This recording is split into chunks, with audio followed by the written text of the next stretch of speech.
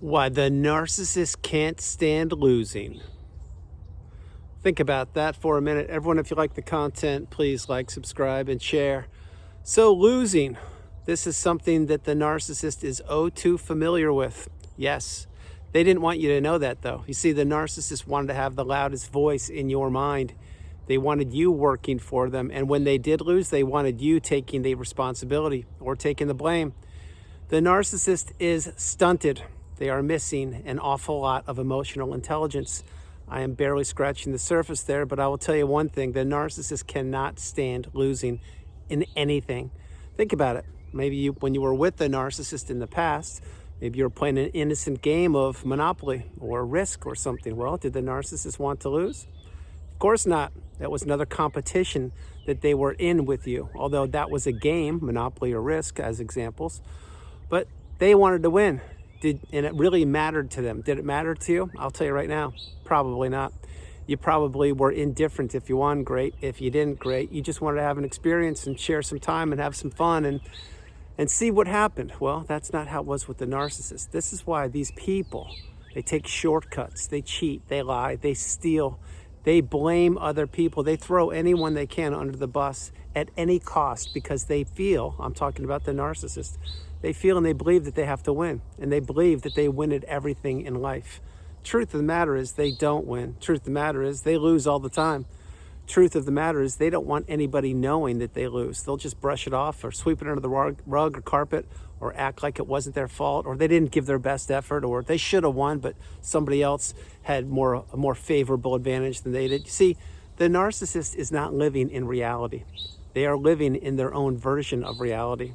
And it's a tiny little script that just keeps going around and around and around in a loop. Yes, the narcissist, you should know by now, they are stuck in that script. They are stuck in that loop. And it is not them who is guiding or who is writing the script. You may think it is. It's not them. It's a much greater power. It's a pitch black power, which is why, and you should really play this part of the video and play it multiple times. Why do you think all of these toxic people use the exact same techniques, mannerisms, behaviors, and administer the same patterns of behavior? It's because they're all in a script. You need to really wrap your head around this. I'm going to focus on this for a few more moments here. I'm not talking about the narcissist, I'm talking about you. You, just like me, you're independent, you're original, you are unique. This is your fingerprint that makes you you. What the narcissist did is they saw you. They saw everything about you. They saw how you walked, you talked, how you used your words, how effortlessly people were drawn to you and attracted to you, how successful you were, how you had fantastic ideas and great accomplishments, and you had fantastic trajectory of your life, where you wanted to go and what you wanted to do. And what they did is they took all of that. They took all of you and all of your aspirations and your ideas and goals and purpose, and they twisted it. They redirected it to serve them. Now, some of the ideas and the purposes and the mindset and the paths that you had in the beginning when you met the narcissist, some of those came to fruition. An awful lot of them didn't. They were put on the sidelines because you were future faked. You were experiencing word salad. You were experiencing the moving goalposts. It would never quite come to fruition what you wanted to accomplish with the narcissist, or maybe even without them, because the narcissist was derailing. They were trapping and tricking you. They were misdirecting or redirecting, if you will, your energy and your attention, your focus to serve them, not to serve you. And so this is why when you wrap your head around things, that the biggest loser on the planet, no, it's not just a TV show from 10, 20, 30 years ago, and maybe it's still going on. I have no idea. And I hope that people are losing weight or whatever they're doing. But the biggest losers, plural, are the people who are parasitically stealing other people's identities, their mindsets, their energy, their money, their relationships, their health, their hobbies, their hopes, dreams, aspirations, their purpose, and more. And guess what? That is the definition of the narcissist right there. These people are parasites. They're parasitical creatures who latch on to hosts, if you will, and they want to steal everything they possibly can from that host. Again, I can say this because that's how I was being taken advantage of for years. You were too. But one thing the narcissist never figured out, they never figured out that you would heal. They never figured out you would put yourself back together. They never figured out that you, yes, you, would be the winner in this thing called life, and that they, yes, they are the losers. Now you may think, wow, you're being a little rough here. You're being a little animated, Andrew. Well, I'm not. I'm just speaking the truth. Truth of the matter is, when you were in the relationship with the person who turned out to be the narcissist, if they were healthy, loving, stable, committed, and transparent and honest and authentic, well, then you and I don't meet. And I don't create a channel, and I don't get discarded, etc., or etc. See, you experienced the same thing I experienced, probably just in a different time period, or a different country, or with a different person, a different version of the narcissist. Remember, the narcissist is a shapeshifter. They will continue to approach you in different ethnicities, different skin colors, different languages. Some will be tall, some won't be as tall, some will be educated, others won't. But we all experienced, those of us who made it this far in the video, and I am included because I'm creating the video, we all experienced toxicity. We didn't know that there were definitions to our experiences. That's why you must learn the glossary on the narcissistic abusive cycle. And you must really look this word up.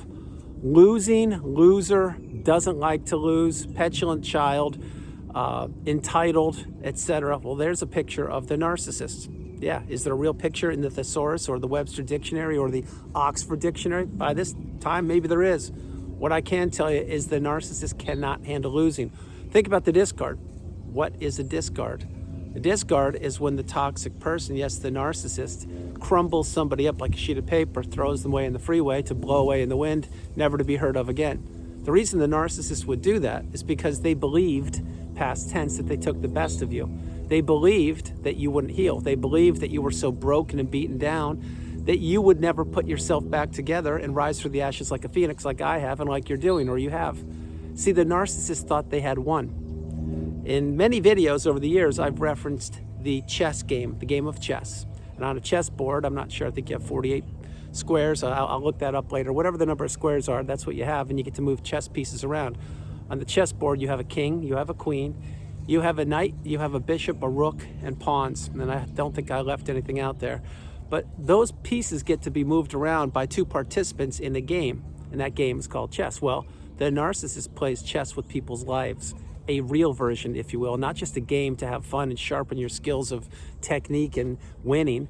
The narcissist wants to sharpen their skills of disrupting people's energy, stealing things from them, and then taking whatever they can, twisting their world inside out and upside down, living in their mind rent-free, and then discarding them, wash, rinse, repeat, or rinse, wash, repeat.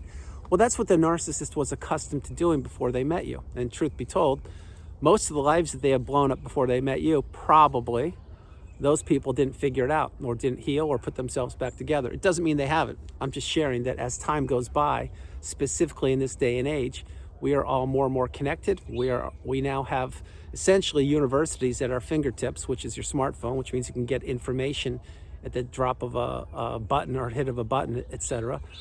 But in the past, we didn't have that. We didn't have the smartphone or internet, etc. But now we do. Now, having said all those things, one thing you must realize, the narcissist can't handle losing. Now, on the channel, I haven't mentioned it that often, although in the last couple of months I touched on it briefly. I'll just touch on it here. There are different types of injuries the narcissist will experience. Some are the narcissistic injury.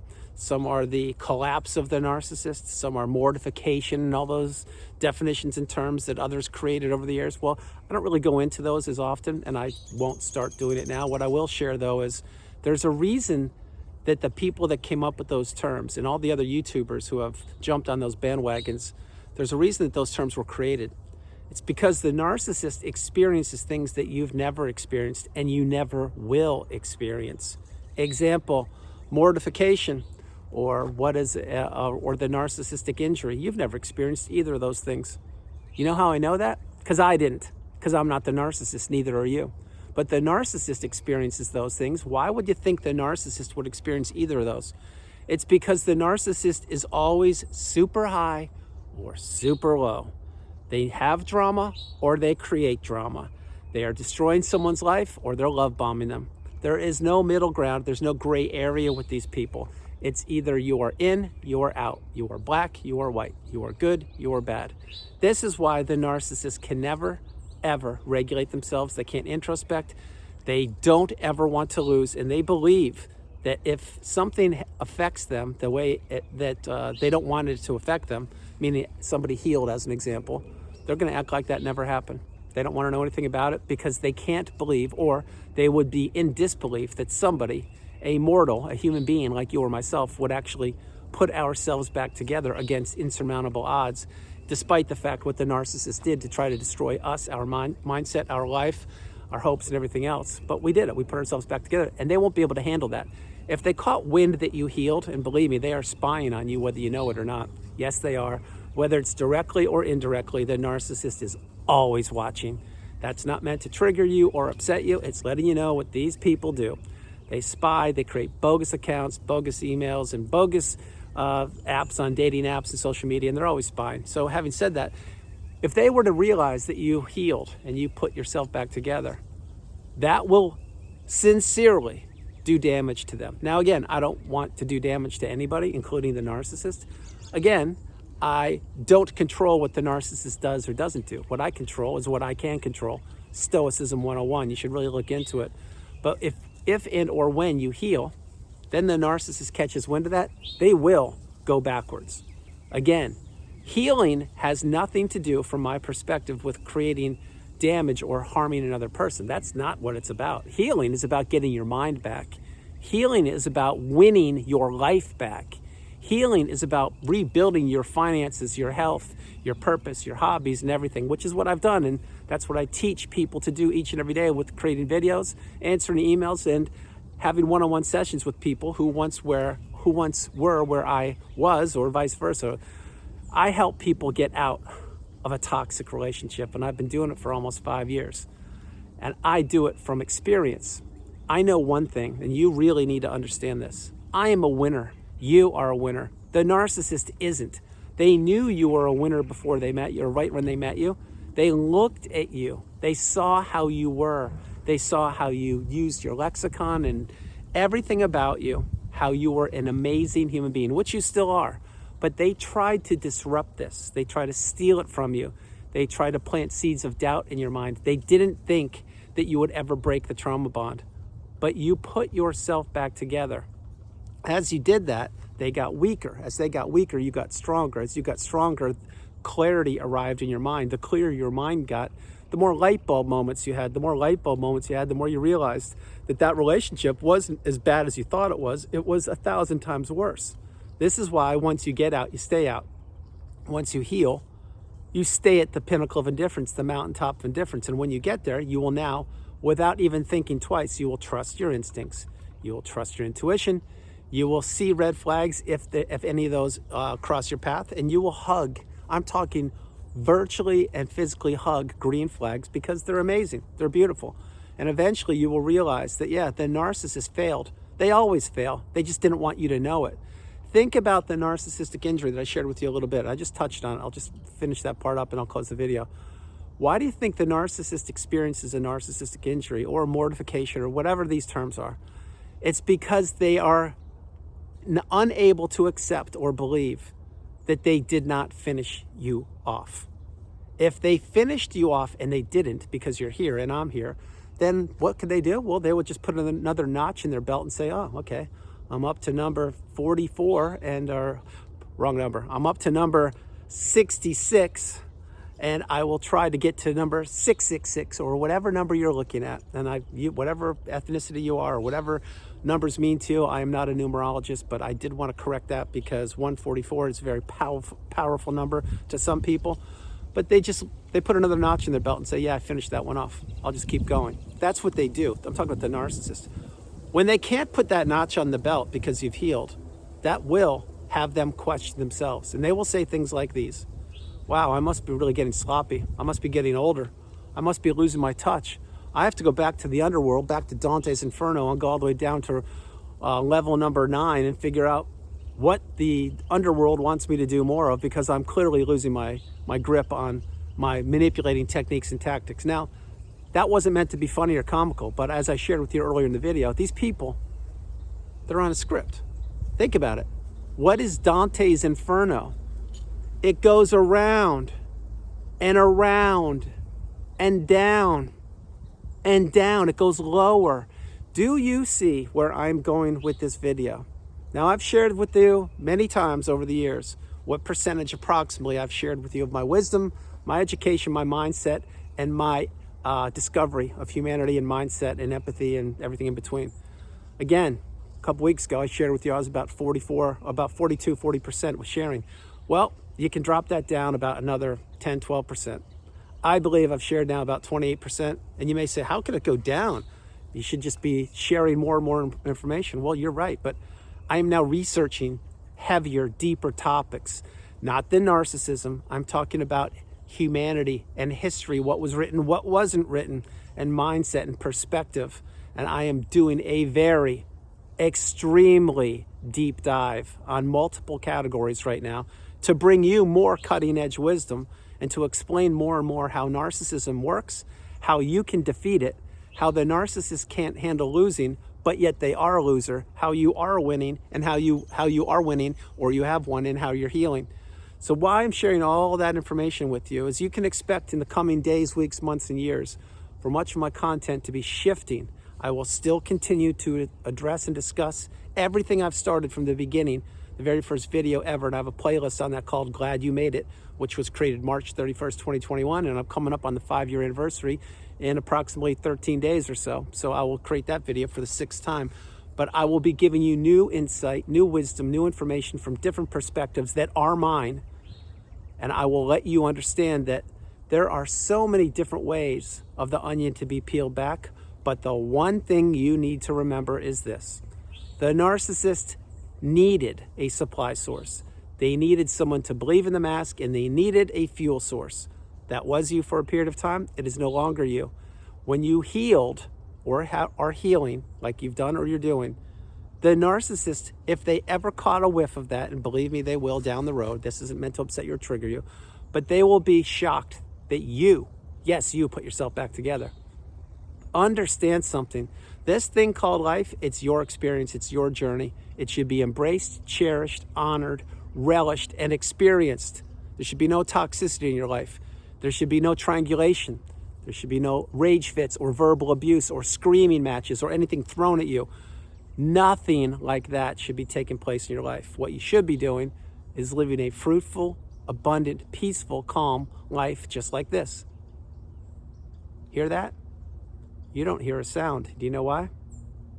Because this is the mountaintop, and this is where you are working towards getting. So everyone, that's the video. I hope you liked it. I loved doing it from the beautiful, and I mean beautiful, Carolinas. This is Andrew. Namaste. Have a great afternoon, evening, or morning, no matter where you are on the planet. You're not alone. I love you all, and I'll talk with you tomorrow. I will share this. I'm going to go.